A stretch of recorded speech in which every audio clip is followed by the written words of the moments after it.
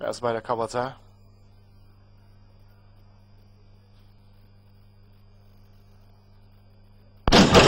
Start verildi ve koşu başladı. Bakıyorum Nefis Hanım rakiplerine yaklaşık 7-8 boy sonra koşuya başladı.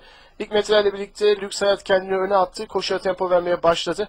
Ekürlerden Ocean Sound iç kulvardan yaptığı ataklarla ikinciye yerleşirken hemen dışında izlediğim isim Iron Heart. Onun 2 boy kadar gerisinde 4. iç kulvarda Aslanan var. Hemen dışında Atlantic Storm'un aralarından Pantantif'in çabalarıyla Taylar 1000 metre startına geçiyorlar. Şimdi rakibinden sıyrılan 7 numaralı Ocean Sound liderliği aldı. Fark 2 boya kadar çıkardı. 10 numaralı Lüks Hayat ikincilikte kaldı.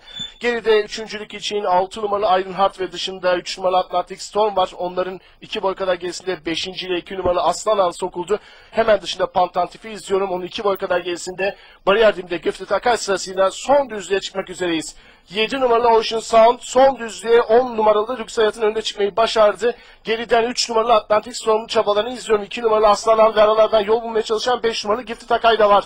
Son 400 geçirirken ortadan yüklenen 10 numaralı Lüks Hayat iç kulvardaki Ocean Sound'u yakaladı. Bu iki saf arasındaki birincilik mücadelesi son 300 geçiliyor. Geride Atlantic Storm'un iç kulvarı yakın Gifted Akay'ın en dış kulvardan Aslanan'ın çabaları var. Şimdi bunlardan 5 numaralı Gifted Akay son 200 geçirdikten sonra transit bir şekilde geldi. Rakiplerini bastırdığı gibi son yüzde de artık vitesi değiştirdi. 5 boy farkla son metre önüne geçen Gifted Akay son koşuyu kazandı.